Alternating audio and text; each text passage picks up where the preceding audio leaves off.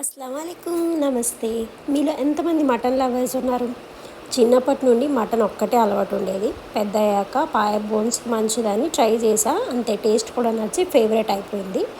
పెళ్ళిళ్ళలో ఏమో గోంగూర బోటి కాంబినేషన్ చూసి దానికి టెంప్ట్ అయ్యి అవి కూడా తినడం స్టార్ట్ చేసేసా. తర్వాత ప్రెగ్నెంట్గా ఉన్నప్పుడు బ్లడ్ కోసం తిల్లియన్ లివర్ అలవాటైంది. చార్మినార్ దగ్గరలో ఏదో రెస్టారెంట్లో బేజా ఫ్రై ఫేమస్ అని అది కూడా తినేసా. పెళ్ళయ్యాక ఇంకేముంది, తలకాయ కూర కూడా నేనే వండి తినడం స్టార్ట్ చేశాను.